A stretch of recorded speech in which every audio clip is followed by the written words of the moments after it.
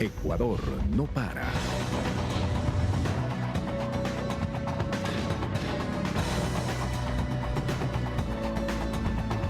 ¿Qué tal, amigas, amigos? Soy Marco Antonio Bravo y le doy la más cordial bienvenida a un nuevo programa de Ecuador no para. El pasado 24 de mayo asumió las riendas del Ecuador Lenín Moreno, presidente constitucional. A un poco más de un mes de gestión del gobierno, es necesario analizar las primeras acciones y decisiones del nuevo mandatario. Para conversar sobre este tema, nos acompaña Marcela Guiñaga, asambleísta por el movimiento Alianza País, actual presidenta de la Comisión de Justicia y Estructura del Estado. Es abogada con un posgrado de especialización en Derecho Ambiental y Desarrollo Sustentable. Fue vicepresidenta de la Asamblea Nacional en la anterior administración. Además, se ha desempeñado como ministra de Ambiente y subsecretaria de Acuacultura. También nos acompaña Luis Fernando Torres, asambleísta por la Alianza Tiempo de Cambio Partido Social Cristiano. Actualmente es el tercer vocal del CAL, Consejo Administrativo de la Legislatura de la Asamblea Nacional. Es abogado y ocupó la alcaldía de Ambato entre 1992 y el año 2000. En 1990 fue elegido diputado, reelecto en el 2003 y 2007 y asambleísta en el 2013 y 2017. Junto a ellos analizaremos el primer mes de gestión de Lenín Moreno Garcés, la agenda legislativa y otros temas de interés como el caso Odebrecht. Para iniciar les presentamos un reportaje sobre lo que estamos presentando, el primer mes de gestión de Lenín Moreno. Adelante. A más de un mes de posesionado, el presidente de Ecuador, Lenín Moreno, destacó su llamado al diálogo nacional para buscar consensos entre opiniones diversas para construir grandes objetivos de país. Incluir a las opiniones contrarias. ¿Cómo enriquece el diálogo? Al diálogo todos llegaremos con espíritu libre, con mente abierta, sin ideas preconcebidas, dispuestos a ceder, porque eso se trata el diálogo.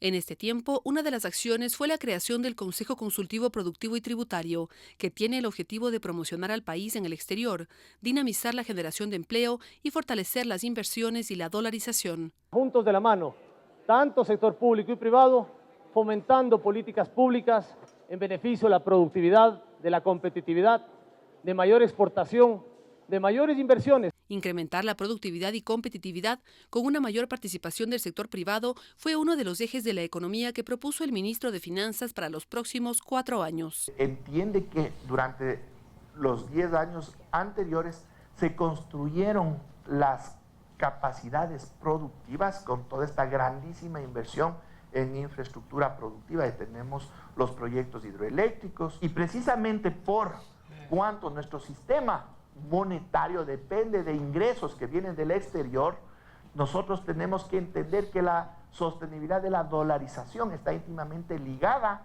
con ese sector externo y fundamentalmente con las exportaciones. En cuanto a la estructura ministerial, el mandatario ecuatoriano suprimió los ministerios coordinadores y creó los consejos sectoriales en 10 áreas, entre ellas producción, seguridad, sector social y recursos naturales no renovables. El plan Toda una Vida y la construcción de viviendas serán prioridades de su gestión. Verónica Rivadeneira, Agencia Andes. Como habíamos anunciado, asambleísta Marcela Guiñaga, bienvenida a nuestro espacio. Muchísimas gracias por la invitación. Igual al asambleísta Luis Fernando Torres. Igualmente, muchas gracias por la invitación. Quisiera su primer punto de vista sobre lo que ha significado este primer mes de gestión del presidente Lenín Moreno y su gobierno. Bueno, las últimas encuestas demuestran que hay una aceptación sobre el 80%, donde la ciudadanía se siente cómoda con aquellas propuestas que ha hecho Lenín Moreno. En torno al diálogo, él ha manifestado que es importante dialogar, ciertamente. Nosotros creemos que hay temas que son relevantes para los ciudadanos, como la agenda productiva, el hecho de generación de más y mejor trabajo, y también, por supuesto, las consideraciones de las propuestas de nuestro plan de campaña, que hoy ya pues, se encuentran en ejecución y próximos a ser anunciados en alianzas con los municipios. Creemos que son elementos importantes que dentro del diálogo se establezcan líneas objetivas de con quién se dialoga y para qué se dialoga.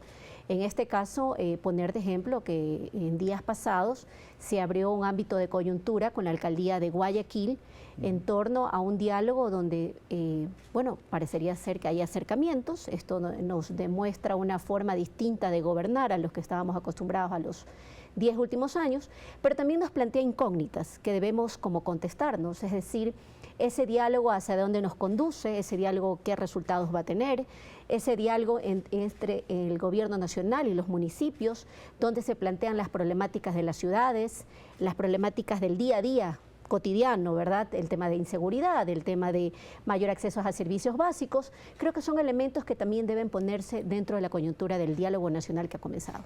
Justamente, diputado Torres, el presidente Moreno se reunió con Jaime Nebot, una reunión muy comentada de casi 2 horas, en donde como punto importante ha sido justamente esta cooperación para el plan vivienda y toda una vida, en donde el municipio de Guayaquil pondrá terrenos a disposición. Ha comenzado bastante bien el presidente Lenín Moreno. Este primer mes arroja resultados de certidumbre y hasta cierto punto de tranquilidad.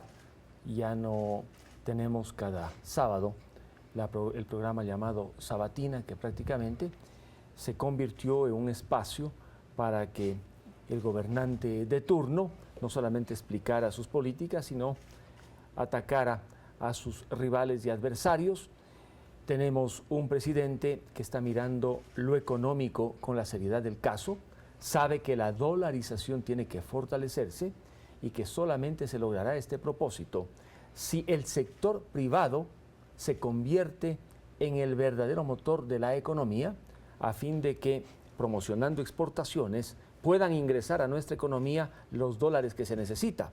Y por supuesto, redimensionando también la dimensión del aparato estatal que tanto creció en los últimos años, que tanto se engordó y que ahora resulta muy difícil financiar toda la operación estatal con los recursos que ingresan al fisco. Y en materia de diálogo, por supuesto, existe la gran expectativa de que se pueda acercar a sectores que han estado lejos unos de otros. La visita o el encuentro del alcalde de Guayaquil con el presidente fue, desde todo punto de vista, una señal sumamente positiva para desarrollar proyectos. Ya está en marcha, de lo que pude ver, la iniciativa para construir los proyectos de vivienda. Y qué mejor que se comience en Guayaquil, un municipio eficiente, un municipio que tiene las condiciones para que este proyecto pueda desarrollarse. Igualmente me pareció positiva la reunión con el alcalde de Quito, la visita al túnel, al metro, porque esa obra no solamente es una obra municipal, sino es una obra también gubernamental. Es importante puntualizar algunos elementos, pero usted como además asambleísta es una militante muy fuerte en el movimiento Alianza País en la provincia del Guayas. ¿Se siente cómoda con estos diálogos, que el presidente Moreno se sienta con adversarios políticos de la Revolución Ciudadana en tiempos de Rafael Correa? Bueno, yo creo que el diálogo como tal no hay que satanizarlo. Sin embargo, de eso, insisto, hay que saber con quién dialogamos y para qué dialogamos. A mí sí me gustaría que dentro del diálogo que se establezca, y ya ha comenzado con el alcalde de la ciudad de Guayaquil, se pongan otros temas en el papel.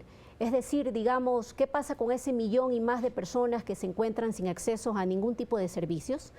¿Qué pasa con el tratamiento a los vendedores y comerciantes autónomos que todos los días son maltratados por la policía municipal guayaquileña del municipio? Adicionalmente a eso, ¿cuáles son las problemáticas en torno a los planes de movilidad? El tráfico cada día es peor en la ciudad de Guayaquil. Son los temas que también me parece que son sustantivos que debe plantearse dentro del diálogo. No solamente el diálogo puede ser en la forma de dialogar y escuchar desde el gobierno nacional. El gobierno nacional también tiene que plantear algunas temáticas en relación a sus relaciones con ciudades tan importantes como Guayaquil, como Quito, como Cuenca. Cuenca, que tiene un proyecto estratégico que hoy mismo está paralizado y que preocupa todos los días a los cuencanos de cuándo se va a terminar. Creo que me parece que es indispensable que dentro de este diálogo, que insisto, no hay que satanizarlo, yo como guayaquileña tengo ciertos reparos en torno a ciertos temas, por ejemplo, en el ámbito del manejo y lucha contra las drogas. Los socialcristianos siempre han pretendido criminalizar el consumo. Me parece que son líneas que la Revolución Ciudadana no puede retroceder en ese ámbito cuando las adicciones son y deben ser tratadas como enfermedades. Y por otro lado, también un diálogo con el Bucaramato, como nosotros lo llamamos, para nosotros los guayaquileños es la peor historia que hemos tenido en nuestra ciudad. que nos traerían pues preocupaciones. Creo que es el ámbito de la militancia, sin embargo, de eso respetuosas de la forma de gobernar, de las propuestas que ha hecho el señor Lenín Moreno. Diputado Torres, es importante también puntualizar algunos aspectos que tienen que ver justamente con el Partido Social Cristiano. El presidente Lenín Moreno hizo un llamado inclusive a Cynthia Viteri y ella ha respondido ya con una propuesta para una reforma justamente en el tema de la lucha antidrogas. ¿Cómo mira usted esta situación? Porque ahí es muy claro que es un tema que tiene que cambiar radicalmente según el Partido Social Cristiano. Los hechos hablan por sí solos, basta ver a familias pobres, especialmente en el país, cómo se destruyen por las adicciones y por una equivocada política en materia de drogas, una política zigzagueante que ha tenido cambios repetidos en materia legal. Y ello condujo a que Cynthia Viteri, candidata presidencial de la lista 6, presentara un proyecto de ley para eliminar la tabla. Y entiendo que cuando reciba la invitación formal del presidente acudirá a una reunión con él para abordar este tema, que no puede tener banderas ideológicas. Si el niño sufre, si niños de 6 años son inducidos a drogarse, allí no puede haber colores verdes, amarillos o azules. Está el niño, está su madre y está la familia. De allí entonces que en el tema de drogas la política tiene que ser nacional. Si ha habido equivocaciones, estas tienen que detectarse y corregirse. Porque lo que queremos al menos, quienes estamos vinculados a la lista 6 y en mi caso al movimiento Tiempo de Cambio en la provincia de Tungurahua, es que este drama de la droga no desarticule y no destruya familias y no liquide a los niños y a los jóvenes. Y en cuanto a los problemas locales, estos tienen que ser asumidos en una cooperación entre municipios y gobierno nacional. El tema, por ejemplo, del tráfico y del transporte no puede ser una tarea exclusiva de los gobiernos locales, de los municipios. Tiene que haber un trabajo complementario desde el gobierno nacional, positivo y no negativo. Yo lo que he visto, lamentablemente, es que en algunos casos desde el gobierno nacional se ha obstruido gestiones locales. Y cuando eso ha sucedido, los que han perdido han sido los ciudadanos. En el tema de las drogas parece ser que el problema es la tabla. Es decir, eso no es un problema la tabla. La eliminación va a solucionar la real situación que estamos viviendo. Bueno, primero la tabla, asambleísta Torres, usted recuerde que no se encuentra en el Código Orgánico Integral Penal. La tabla es una resolución desde el ente administrativo para efectivamente poder diferenciar aquellos que son consumidores de lo que son microtraficantes o narcotraficantes. Esta tabla jamás permitió o avaló que un menor de edad consuma drogas. Eso no está tolerado en nuestra legislación. Sin embargo, de eso creo, ahí que coincido con Luis Fernando, en el sentido de que el tema de las drogas es un tema que debe ser tomado con seriedad, sin banderas políticas, pero también saber que una adicción no puede ser criminalizada. Nosotros, y ahí se lo digo como Bloque de Alianza País, como legisladora, nosotros hemos defendido que las adicciones sean tratadas como un tema de enfermedades y una política pública de salud, donde hay centros de rehabilitación. El debate tiene que ser mucho más frontal, tiene que ser serio. Los carteles de la droga han puesto su mirada en América Latina, vendiendo este veneno justamente el más dañino, el más barato, y donde lamentablemente tienen acceso las poblaciones más vulnerables y en extrema pobreza. Creo que el debate va por ahí, creo que debe ser serio, insisto, sin banderas políticas, teniendo en consideración cómo deben ser tomadas las adicciones como enfermedades. Sobre el tema económico y esta especie de consejo consultivo que el presidente Moreno ya ha conformado, es importante, ellos van a atacar en algunas líneas, por ejemplo, el déficit presupuestario que al momento supera los 4.000 millones de dólares, pero se habla también de una fuerte disminución de la inversión pública como un elemento central. Recordemos que en el gobierno de Rafael Correa la inversión pública fue el eje y el motor que dinamizó la economía durante todo ese tiempo. Una aclaración.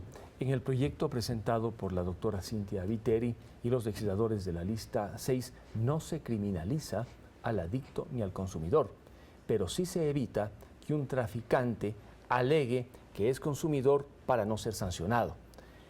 Es un tema que tiene que trabajarse y ojalá podamos hacerlo más allá de las diferencias de orden político. En el tema económico, las señales son desde todo punto de vista interesantes, porque no solamente el gobierno quiere asumir esta gran tarea de reactivar la economía para generar empleo, sino que quiere contar con el sector privado.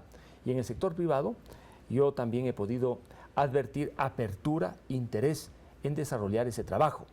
Usted me preguntaba que la inversión pública disminuirá. Es que no hay otro camino si se quiere financiar de alguna manera los gastos, si se quiere reducir poco a poco el déficit.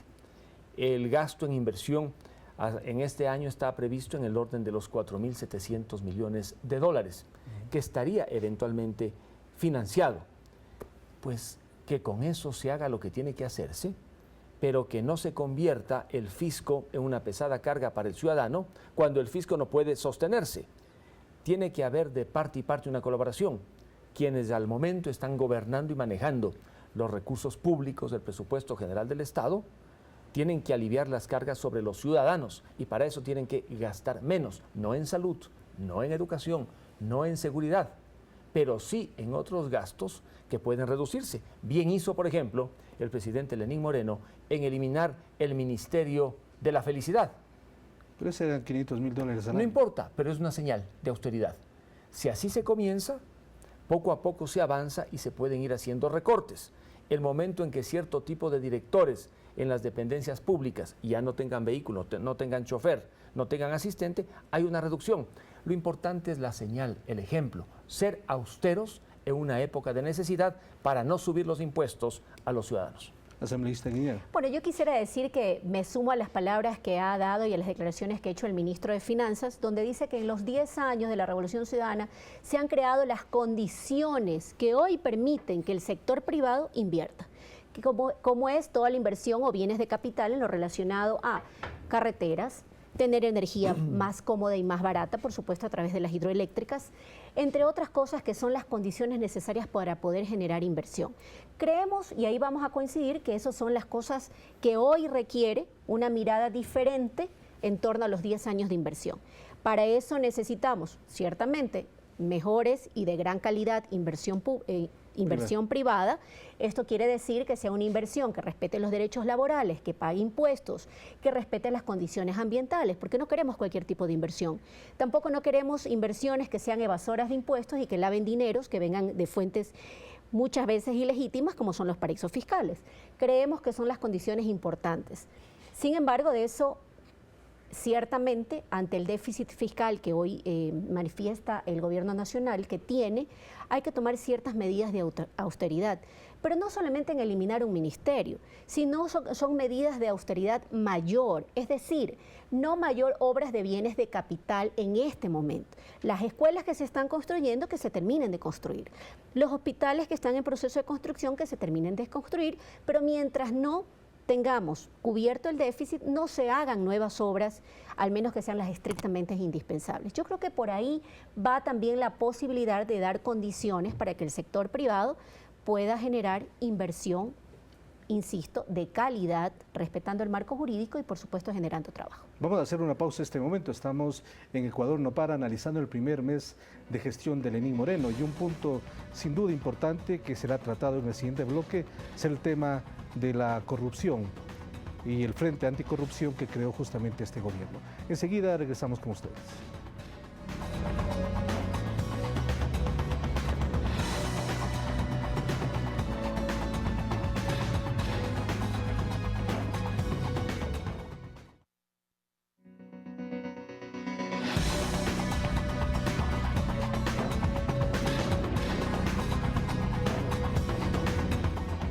El tema de la corrupción es un asunto que se ha discutido en el país en los últimos tiempos, en la campaña anterior y por supuesto en estos meses de gestión, en este mes de gestión del presidente Moreno. Y se ha dicho inclusive que el gobierno anterior no hizo mucho para combatir la corrupción, pero hay algunas señales que quisiera expresarla para su punto de vista. La reforma al sistema penal, la aprobación del Código Integral Penal, el sistema electrónico de compras públicas, la creación del quinto poder, justamente Consejo de Participación Ciudadana y Control Social, y la iniciativa ecuatoriana para combatir la existencia de paraísos fiscales. ¿Usted cree que se ha hecho lo suficiente para enfrentar un tema tan grave como la corrupción que ha estado presente siempre en las sociedades? Los niveles de corrupción que se han detectado en los últimos 10 años no tienen punto de comparación con la corrupción del pasado. Corrupción siempre ha existido y existirá, porque es imposible llegar a niveles de cero corrupción, a menos que se cambie la naturaleza misma de los servidores públicos y también de los actores privados. Del ser humano. Del ser humano. ¿Qué se necesita para mitigar la corrupción? La adopción, por supuesto, de políticas de control. En materia de contratación pública, se eliminó el informe previo que antes daba la Contraloría. Era un problema el informe previo en algunas ocasiones porque demoraba. Se eliminó para que sea más ágil, pero sin el informe previo, algunos aprovecharon esa circunstancia para ir aceleradamente saltándose los procedimientos normales. Los contratos, digamos, que permitieron en el área petrolera ecuatoriana que un funcionario o una comisión X adjudique contratos por sobre los 50 millones de dólares de manera directa, llevaron a que se cometan los abusos y la corrupción que ha sido inclusive motivo de sanciones penales por parte de los jueces. ¿Cuál fue la explicación para que se haya permitido tanta facilidad en la contratación? Igualmente la rapidez, porque antes se demoraban tanto tiempo y la demora tenía un costo. Las experiencias que se han visto entonces en estos años tienen que llevar a que se incorporen nuevamente regulaciones que no tienen que ser inventadas por nosotros. Estas ya existen en otros países que logran mitigar la corrupción para que los funcionarios que manejan recursos económicos sepan que no pueden adjudicar un contrato de 90 millones de dólares prácticamente a dedo y permitir que con ello vaya poco a poco floreciendo la corrupción. ¿Cuánto se ha hecho para controlar? Lo que normalmente se hace en un gobierno, pero ha faltado. Se ha hablado mucho, por ejemplo, de las hidroeléctricas. Yo creo que está bien que se hayan construido las hidroeléctricas que van a permitir que el Ecuador tenga en lo futuro un ahorro de cerca de 1.700 millones de dólares. Pero con el financiamiento de la China, financiamiento de otros países, contratos que tienen la obligación de incorporar bienes del país de donde proviene, por ejemplo, el financiamiento, conduce a que se cometan una serie de irregularidades y por ellas tienen que responder los que han generado estos actos de corrupción reprochables desde todo punto de vista. Asambleísta Guiñaga, sobre este tema. Bueno, sí, lamentablemente tenemos que ver todavía los ecuatorianos estos hechos bochornosos donde un puñado de sinvergüenzas, hay que decirlo tal cual, ha usado indebidamente y se ha beneficiado de los recursos públicos. Yo creo que a eso todas las fuerzas políticas estaremos de acuerdo en que hay que combatir y luchar y tomar todas las medidas que sean necesarias. Pero sin embargo, es importante siempre recordar a la memoria de los ecuatorianos. En el país teníamos una corrupción institucionalizada. Cuando se entregaban las aduanas, cuando era el Pacifictel del pasado, entre otras cosas, cuando eran, se lo puedo decir desde la ciudad de la que yo vengo, la ciudad de Guayaquil, lo que era el registro civil de nuestra ciudad, que era la cosa más vergonzosa y nefasta que pueda ser para los ecuatorianos. Yo creo que esa corrupción institucionalizada en estos 10 años ha tenido un combate fuerte, frontal y directo. Si hay algunas medidas en las que hay que mejorar, quizás correctivos, seguramente todos estamos abiertos a que ello suceda. Sin embargo, de esos también creo que hay medidas que hoy permiten encontrar el dinero de origen ilegítimo de un funcionario, la unidad de lavado de activos. Hoy funciona bastante bien y que está permitiendo también establecer a través de sus informes sanciones en los órganos jurisdiccionales. Me parece también que es importante decir que el no hacer era también parte de la corrupción del Ecuador. Las barcazas para beneficiar a unos pocos que se enriquecieron a nombre y a costilla del pueblo ecuatoriano, a cambio de no hacer las hidroeléctricas. Eso también son formas de corrupción que tenemos que decirnos con claridad en el Ecuador.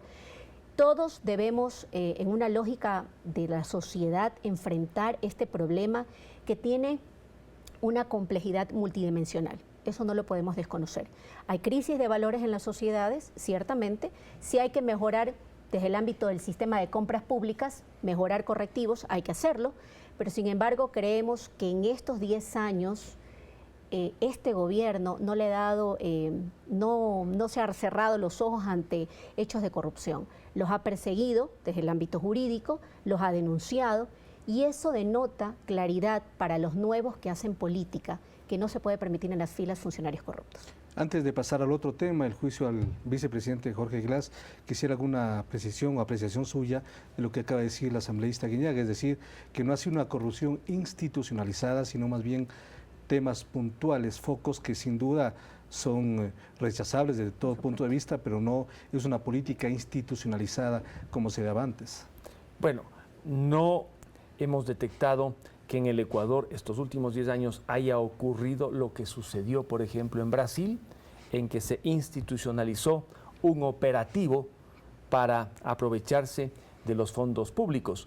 Pero sí ha existido, diría yo, una corrupción estructural, precisamente porque se flexibilizaron una serie de procedimientos, porque hubo una abundancia de recursos que no había en otras épocas y por la penetración de grupos extranjeros, no solamente de Brasil, sino de otros países, con grandes contratos, con modalidades, con financiamientos inclusive costosos. El juicio político al vicepresidente de la República está en su etapa preliminar. La petición todavía no ha sido admitida, la hemos suscrito varios legisladores, el texto de la denuncia fue elaborado por los asambleístas de la Alianza Creo Suma, y esa petición deberá pasar varios filtros, el del Consejo Administrativo de la Legislatura, de la Corte Constitucional y después inclusive de la propia Comisión de Fiscalización. Cuando haya pasado esos filtros se hablará en verdad de juicio político, pero al menos esta petición está sirviendo y es muy útil para que debatamos el grado de responsabilidad política del vicepresidente alrededor de lo que ha ocurrido en el área petrolera y en algunas hidroeléctricas, que inclusive llevaron a que la justicia dicte sentencias por peculado, por enriquecimiento ilícito, y en otros casos para que algunos ex altos funcionarios vinculados al área hidroeléctrica estén al momento en procesos penales. Tenemos preparados 2 reportajes con el vicepresidente Jorge Glass para que ustedes también puedan opinar sobre el mismo. En su comparecencia ante la Comisión de Fiscalización hace algunos días, justamente el vicepresidente aseguró que no tiene vinculación con los casos de corrupción y que no va a huir del país como han hecho otros exfuncionarios de anteriores administraciones. Adelante, por favor. También vemos con mucha claridad los que somos actores de un proceso político vivo, que el pasado quiere volver, que algunos dicen que 20 años no es nada, de los que se van y regresan, pero si los saco, regresan al país, no por haber rendido cuentas ante el pueblo ecuatoriano, sino porque ha prescrito, ¿cómo le dicen los abogados? No soy experto. Ha prescrito la sanción o el juicio o la pena. Yo estoy aquí dando la cara, no me he ido a ningún lado, no me voy a ir a Panamá, no me voy a ir a Miami, no me voy a ir a Perú. Y creo que debemos buscar legislaciones internacionales para que ningún corrupto se pueda esconder en ningún país del planeta y responda ante la justicia de cada uno de sus naciones. Asambleísta Guiñaga.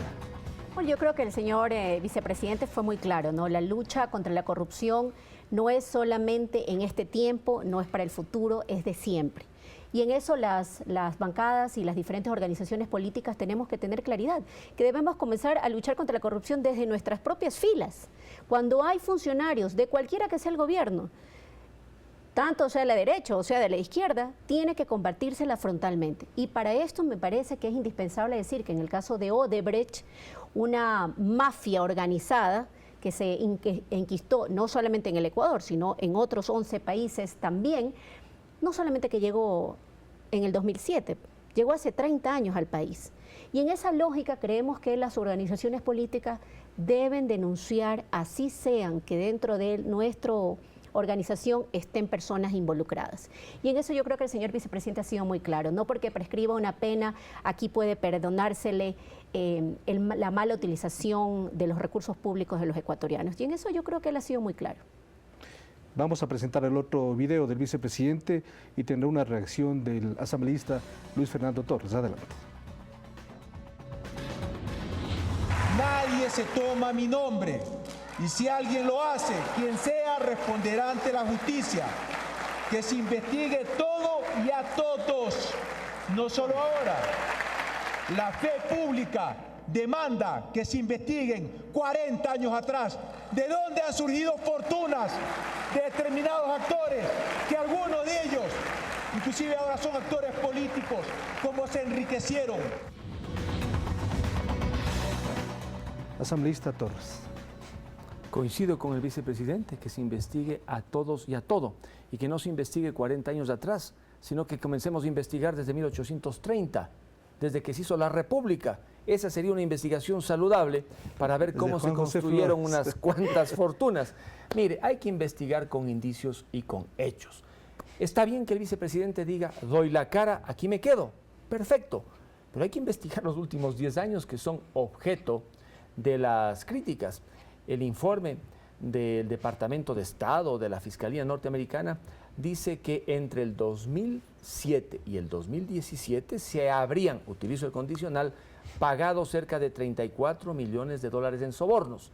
Estamos frente a una información prácticamente oficial que debería ser desvirtuada, y de no ser desvirtuada debería servir para encontrar a los responsables de ese tipo de beneficios de orden de 34 millones de dólares entre el 2007 y el 2017.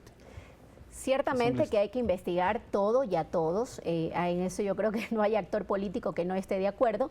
Sin embargo, mire usted, sobre todo tantos Estados Unidos que lucha contra la corrupción, que son donde se albergan y residen los mayores corruptores y corruptos ecuatorianos en ese país. Allá está el señor Pedro Delgado, allá están los Isaías, ahora en Perú se encuentra en calidad de refugiado el tan famoso Capaco, un altísimo dirigente social cristiano por muchos años, que ahora algunos lo desconocen, ya dicen que nunca lo han visto, que no ha sido amigo, pero bueno, yo creo que es importante decirnos las cosas como son.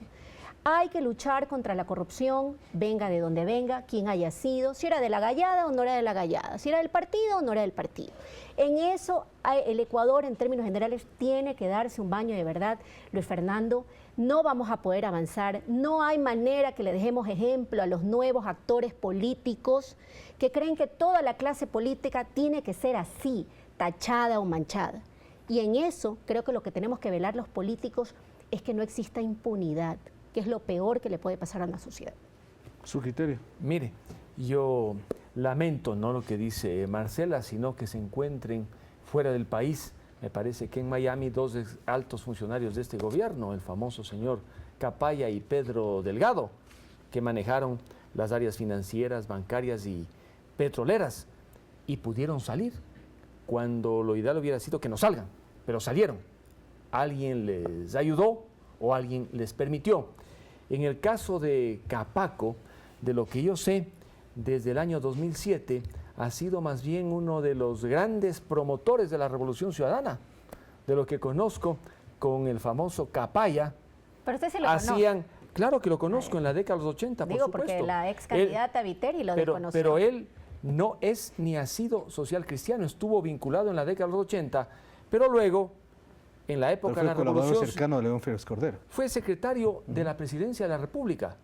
Yo lo conocía como lo conocen muchos, pero resulta que eso fue en la década de los 80, pero del 2007 acá fue, conjuntamente con Capaya, uno de los promotores de la Revolución Ciudadana, hacía campaña por la lista 35.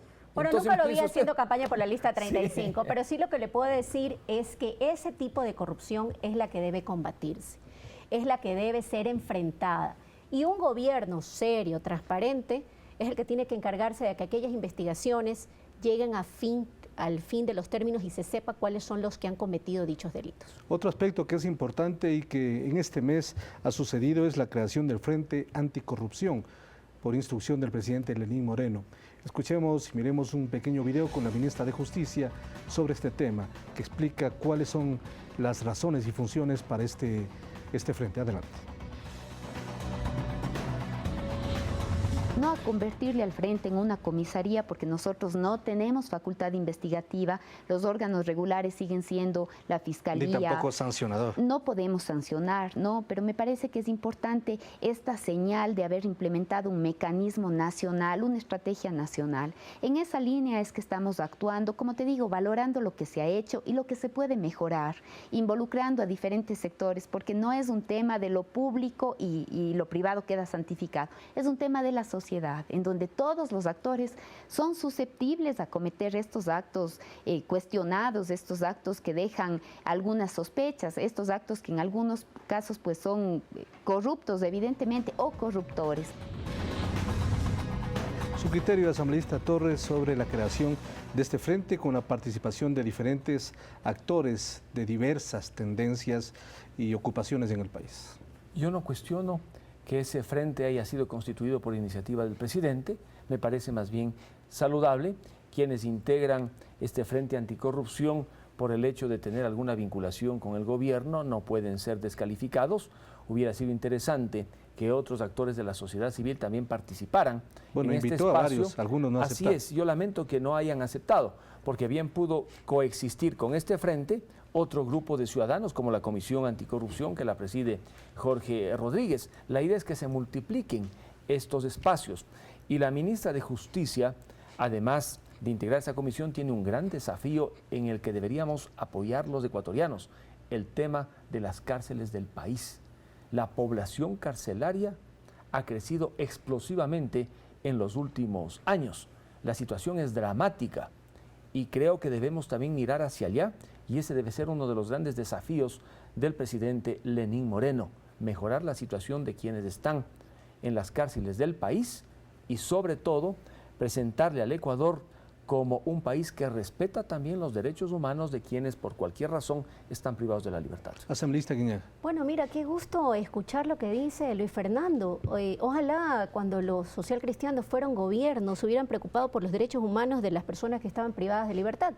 Hoy nosotros hemos reconocido en estos últimos 10 años que se han hecho inversiones enormes en el ámbito de los centros de rehabilitación, justamente para darle una oportunidad a esa persona que se equivocó, por cualquiera de las circunstancias que haya pasado en la vida.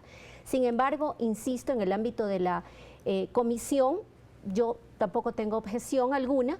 Le pondría algún reparo en ir a buscar una asesoría a Naciones Unidas. Me parece que el Ecuador como país soberano puede tomar sus propias decisiones, sabiendo que es lo mejor, contando con representantes de diferentes sectores de la sociedad, artistas, representantes de diferentes tipos de ideologías, que permitan darnos las mejores ideas, correctivos que pueda tomar tanto el presidente de la República como desde la Asamblea Nacional para hacer esos cambios legislativos que sean urgentes, rápidos y que justamente vayan al objetivo que es luchar contra la corrupción, tanto desde el sector público como desde el sector privado. Vamos a hacer una pausa en este momento, regresaremos con el último bloque y hablaremos del juicio a Carlos Polit y otros aspectos fundamentales de la coyuntura política nacional. Enseguida retornamos con ustedes.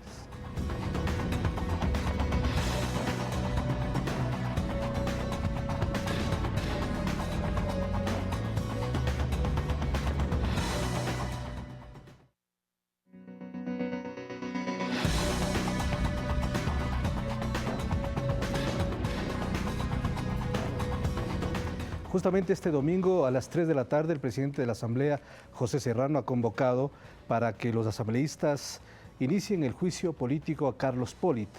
Antes de tener el criterio de nuestros invitados, presentamos un pequeño reporte con María José Carrión, presidenta de la Comisión de Fiscalización, y el asambleísta Henry Cucalón del Partido Social Cristiano, que se refieren sobre este tema. Adelante. Un mensaje clarísimo de lucha contundente contra la corrupción, ejercer nuestra obligación constitucional y legal de hacer el control político y la fiscalización a los actos de las personas que son mencionadas en los artículos correspondientes, entre estos el Contralor General del Estado, y hemos entregado el informe con el voto favorable de todos los legisladores, de la bancada oficialista, así como los de oposición, todos de acuerdo en que hay que ir al Pleno de la Asamblea Nacional, donde será discutido ya el juicio político, donde los asambleístas versarán sus criterios y donde finalmente se tomará una votación hacia lo que podría ser la censura. El señor Contralor, pese a haber renunciado, debe rendir cuentas al Parlamento hasta un año después determinado su mandato. No ha comparecido hasta esta primera etapa, ha enviado escritos con su abogado. Eso es muy propio del tema judicial. Aquí uno le tiene que dar la cara a la ciudadanía, al pueblo, a través de sus representantes que son los asambleístas. Así que, respetando su presunción de inocencia política, porque el procesamiento penal va en otra vía, ese es otro tema, espero que asista el día domingo al juicio, que diga cuál es su verdad, que respete la voluntad del pueblo, que tiene la intención de juzgarlo. El hecho que no venga, que no asista y que no se defienda, va a ser un argumento adicional para una moción de censura. Muy bien, asambleísta Guiñaga, su punto de vista sobre el juicio a Carlos Pollitt. Bueno, yo creo que luego de que el trámite se ha agotado en la Comisión de Fiscalización, hay un informe donde se recomienda el llamamiento a juicio político con algunos elementos. El primer elemento, ya lo ha mencionado el asambleísta Cucalón, es decir, una de las faltas de presencia, comparecencia ante la investigación y la parte que ya estaba llevando adelante la Comisión de Fiscalización, ha comparecido a través de su abogado. Adicionalmente a esto, él no deja de descargar la prueba que se le presentó en torno a que él está siendo investigado, fuera en su domicilio, tanto en la ciudad de Guayaquil como en la ciudad de Quito, allanadas sus casas en virtud de una investigación por delito de concursión, que en este caso es al que se está investigando directamente, porque al parecer hay indicios desde el ámbito penal de esta responsabilidad. En ese sentido, creo que la comisión ya hay un informe bastante amplio donde establece la valoración de las pruebas que hace que como conclusión hayan resuelto en forma unánime el llamamiento y la recomendación al Pleno de la Asamblea Nacional de llamamiento a juicio político al señor Carlos Pollitt por el incumplimiento de sus funciones como Contralor General del Estado. Asambleísta Torres, su punto de vista. Al Contralor General del Estado y a otros funcionarios como los ministros se los puede juzgar por infracciones en general a las leyes. Y por ello es que el día domingo se le juzgará al doctor Pollitt fundamentalmente por incumplimiento de funciones. A eso se reduce la acusación y el incumplimiento de funciones, de lo que he podido observar del informe de la Comisión de Fiscalización, se deriva del hecho de que no habría ejercido el control como corresponde y también de este proceso de investigación que de alguna manera genera malestar al interior de la Contraloría, genera también preocupación en el país, sabiendo que no ha sido hasta el momento sentenciado, acusado, ni siquiera se ha terminado la indagación por ese supuesto delito de concusión. Lo importante sería que el doctor Pollitt se defienda personalmente en el Pleno de la Asamblea Nacional, pero tal como las cosas se han sucedido, y sobre todo por el hecho de que su abogado ha señalado que encontrándose vigente una orden de detención, él no vendría, al parecer no estará en el juicio político. Pero algo sí debe quedar en claro, que no solamente se debe juzgar al doctor Pollitt, sino se debe juzgar también el alcance de las auditorías que él ha firmado relacionadas con el manejo de recursos en proyectos de la Revolución Ciudadana, haciendo una salvedad. La Contraloría tiene equipos técnicos de primer nivel, con muchísima experiencia. Llevan años y han pasado todo tipo de filtros. ¿Se va a cuestionar a cada uno de esos técnicos? ¿Se va a desbaratar la Contraloría? Eso no conviene.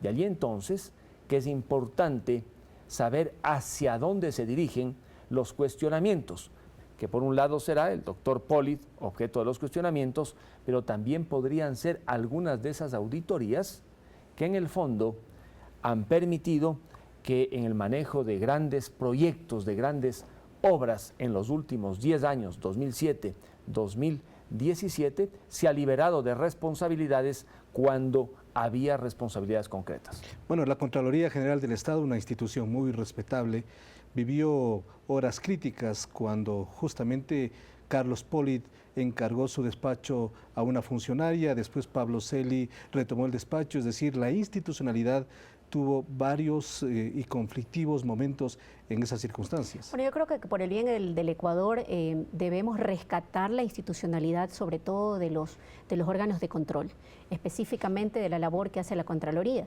En este caso muy gráfico del Contralor Pollitt, él es el que está siendo investigado, a él es a quien se le ha allanado sus casas, a él es al que se le ha dictado orden de detención. Quisiera decir entonces que habrían presuntos indicios por los cuales un fiscal lo acusa y un juez da una medida cautelar como esta. Sin embargo, de eso sí quiero decir que Pollitt es un contralor que viene inclusive mucho antes de la Revolución Ciudadana, porque ahora se quiere decir que es el contralor de la Revolución. Y es en el ámbito que dice Luis Fernando, es importante decir que también si vamos a cuestionar todas las auditorías, cuestionémoslas todas. Es decir, tanto las auditorías que se han hecho a sectores estratégicos desde el año 2007, y no solamente en adelante, sino hacia atrás, así como también todas las auditorías a los municipios, a las prefecturas, a las juntas parroquiales, entre otros. Yo creo que hay que tener mucha claridad aquí en que no hay que perder el punto de vista claro que la institucionalidad debe ser salvada por el bien del Ecuador, por el bien de una sociedad en un estado de derecho.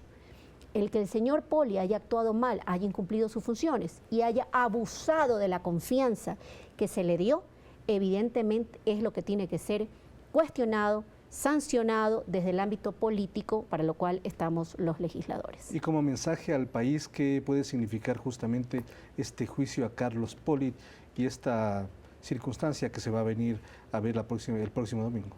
Bueno, el doctor Carlos Pollitt asumió la Contraloría el año 2007, gracias a que el presidente de la República, el economista Rafael Correa, lo escogió de una terna. Entonces, él es el Contralor de la Revolución Ciudadana. Se han hecho reparos últimamente a su gestión, antes no había ningún tipo de reparos, pero habrá en el juicio político no solamente que juzgar ese mal desempeño, incumplimiento de funciones, sino también habrá que juzgar lo que ha ocurrido durante los últimos 10 años con las auditorías a los recursos y proyectos manejados por la Revolución Ciudadana. No, y para atrás también, como dice la No para atrás, línea. porque el señor Pollitt comenzó su ejercicio como Contralor el 2007. Antes fue funcionario de algunos gobiernos, pero no fue Contralor. Contralor comenzó a ser desde el año 2007 y se le está juzgando como Contralor de la República. Es que el baño de verdad tiene que ser completo, no solo a él, sino a todo lo que él representa como Contralor de la Revolución Ciudadana. Claro que esto no será posible porque la materia del enjuiciamiento se circunscribe fundamentalmente al doctor Pollitt, quien por cierto ya no es Contralor. Él con la renuncia sin que ésta sea aceptada dejó de ser Contralor. Ahora el Contralor es el doctor Pablo de la Celi. Así es, Pablo Celis, encargado con todas las funciones. Yo tuve la oportunidad de reunirme con él y también con todos los equipos técnicos cuando asistí conjuntamente con los demás miembros de la delegación multipartidista. ¿Y qué fue lo interesante? Que de esa reunión se dijo que 33 auditorías se han hecho a los contratos en los que ha participado la empresa Odebrecht, más uno en ejecución. Y de esas auditorías sí se han derivado indicios de responsabilidad penal. Y allí entonces que el tema de la Contraloría es serio, pero en esto sí coincido con Marcela, hay que defender la institucionalidad, porque dentro de la Contraloría General del Estado también existen técnicos de primer nivel, no solamente a nivel nacional, sino internacional, sobre cuya tarea no puede haber cuestionamientos. Si se quiere hacer un cuestionamiento a un informe, habría, por ejemplo, que averiguar si son falsos ideológicamente. Pero es una tarea complicada, porque esa falsedad ideológica no es que se la pueda inventar el fiscal o el juez. Tiene que haber testigos que digan, este informe no corresponde a la realidad. Y hasta ahora no ha aparecido ninguna versión, prueba, que lleve a la conclusión de que son falsos en lo ideológico los informes de la Contraloría General del Estado. Bueno, ciertamente que el baño de verdad debe ser total y a todo nivel. Tanto es que este mismo Contralor ha auditado las gestiones, por ejemplo, del municipio de Guayaquil. Se lo pongo como ejemplo, donde dice que jamás ha encontrado ningún indicio de la más mínima problemática en ese municipio. Entonces, ciertamente que el baño de verdad hay que hacerlo completo. Pero adicionalmente a eso sí es importante decir que las investigaciones continúan en el ámbito penal. Estamos y esperamos los legisladores que una vez que la etapa procesal lo permita, el señor fiscal nos establezca cuáles son aquellos indicios probatorios adicionales que se han encontrado respecto de las actuaciones y capaz del posible cometimiento de delitos al Contralor General del Estado. Hay dos temas más para cerrar ya el programa. El uno tiene que ver con la política migratoria del presidente de Estados Unidos, Donald Trump, y que está afectando muchísimo a los ecuatorianos. Tenemos un Vox Populi muy rápido, muy breve, en donde la ciudadanía ha participado y nos da a conocer su punto de vista para luego conocer en detalle el punto de vista de nuestros invitados. Adelante. Para este programa de Ecuador no para, preguntamos en las calles de Quito a los ciudadanos qué opinan sobre la política migratoria de Donald Trump, a propósito de la deportación de 40 ciudadanos ecuatorianos desde Estados Unidos. Veamos. Que me parece injusta, ¿no? Me parece falta de toda calidad humana, de algunos no se llevan a cabo con todos los principios y los reglamentos y ¿cómo se llaman esto? Cuando los convenios internacionales. Esto viene a ser una discriminación, no solamente para el Ecuador, sino para todos los países de Latinoamérica y del mundo. Sabemos que Estados Unidos es un país que se mantiene gracias a los migrantes. Y si es que él coge y toma esta decisión de echarlos de este país, o sea, no estaría muy bien, porque entonces ¿cómo se va a seguir sosteniendo la economía, que es principalmente fundamentada por las personas hispanas y también por las personas latinas prácticamente? Yo tengo unos 2 primos que no están todavía legales en el extranjero y están en esa preocupación, no saber qué pasa. Es de entender que los Estados Unidos no tiene firmado la Declaración de los Derechos Humanos, entonces bajo ese argumento ellos pueden hacer y deshacer lo que les dé la gana. Como si mano de obra que existe en Estados Unidos son gente latina. Entonces, si ellos los despiden o como le estaban deportando a sus países, entonces en sí se están haciendo un daño a ellos mismos porque es la gente que está trabajando para ellos. Bueno, lastimosamente Donald Trump ha equivocado totalmente su política en cuanto a migrantes. Asambleísta Luis Fernando Torres, su punto de vista. La Asamblea aprobó una resolución por mayoría absoluta rechazando y condenando la política antimigratoria del presidente de Estados Unidos. Sí, por unanimidad, diría yo, se aprobó la resolución en la Asamblea exhortándole al gobierno de los Estados Unidos que tenga el debido cuidado cuando va a enviar de vuelta a ecuatorianos que no han cometido delitos, que han sido trabajadores honestos, y la resolución también dice que debe haber un compromiso en el país para que una vez que lleguen estos ecuatorianos se les ayude a conseguir una fuente de empleo, se les den las facilidades necesarias para que puedan emprender un negocio. No nos olvidemos que esos ecuatorianos, al menos los que han llegado deportados, no son delincuentes, no tienen antecedentes penales, son padres de familia, y lo más doloroso es que muchos de ellos han llegado al país dejando en Estados Unidos a sus pequeños hijos y a sus esposas. Asambleísta. Sí, bueno, primero toda nuestra solidaridad es lo que hemos manifestado los legisladores en forma unánime, nuestra solidaridad con todos nuestros hermanos migrantes, con sus familias por el dolor que están pasando. Lo que dice Luis Fernando es cierto, están llegando al Ecuador, desintegrando sus familias, aquí muchas veces sin otros familiares que los ayuden, sin empleo, sin casa, sin nada. También este exhorto es a la propia Cancillería ecuatoriana a fin de que se establezcan las medidas pertinentes, no solamente para recibirlos, sino para acompañarlos en el momento que son detenidos en Estados Unidos, porque no son deportados en forma inmediata. Están hasta 3 meses en prisión, siendo lo que dice Luis Fernando, no son delincuentes, son trabajadores honestos que buscaron quizás una opción de empleo allá por darles mejores días a sus familias. Así que en eso la Asamblea Nacional ha sido absolutamente sensible y esperamos que las autoridades tanto nacionales pues defiendan los derechos de los ecuatorianos de todas las instancias a nivel internacional. Ya en el cierre del programa, 1 minuto cada uno, en un punto de vista respecto a que la CONAIE presentó un pedido de amnistía e indulto para 197 indígenas. ¿Cuál es su punto de vista sobre este pedido? El presidente Moreno ha indultado a algunas personas ya, pero ¿cuál es su punto de vista respecto al pedido de la CONAIE? El pedido al momento se ha analizado caso por caso por una comisión de asesores de los miembros del Consejo Administrativo de la Legislatura.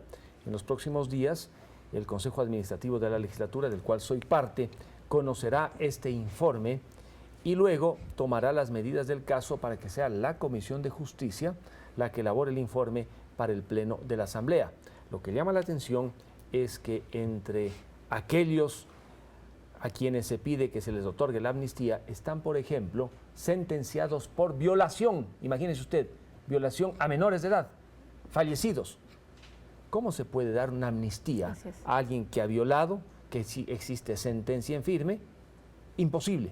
También hay otros casos que preocupan porque de por medio están víctimas en el frente policial, policías que han muerto, policías que han sido objeto de daños a su integridad.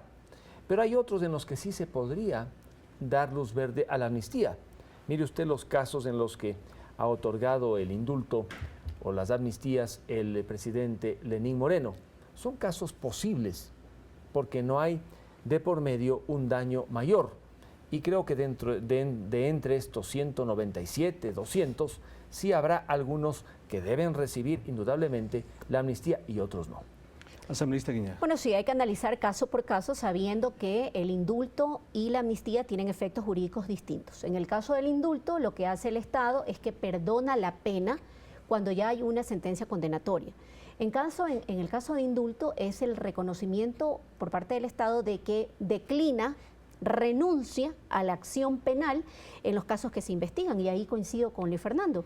Hay casos que son absolutamente reprochables, casos, por ejemplo, de violación de menores de edad, delitos contra la vida, como el atentar contra la integridad de un policía, agresiones graves, físicas, que han puesto en riesgo a nuestros miembros de la fuerza pública.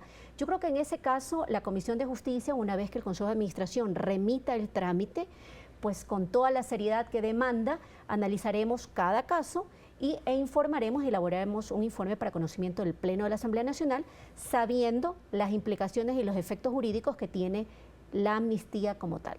Muchas gracias por Solo acompañarnos. una cosa, sí. Marcela dijo en un momento, hablando de las cárceles, que recién ahora, al menos personas como yo, nos preocupamos de lo que está pasando allí. Debo decirle que entre el 84 y el 88, en la presidencia de Febres Cordero, cuando yo a los 22 años era parte de su equipo de asesores jurídicos, con poquísimos recursos se hizo lo que debía hacer para preservar los derechos humanos de quienes estaban privados de la libertad. Entonces, no es nuevo este tema de preocuparse por quienes están lamentablemente en esas condiciones en las cárceles del país. Bueno, veamos qué dice la historia. Bueno. Muchas gracias por su presencia. Muchísimas gracias, gracias por la invitación. Aquí concluye Ecuador no para. Este día nos acompañaron los asambleístas Marcela Guiñaga y Luis Fernando Torres. Con ellos hemos analizado el primer mes de gestión del gobierno del presidente Lenín Moreno, la agenda legislativa y también otros temas de interés. Como siempre, gracias por su atención. Hasta una próxima oportunidad. Felicidades.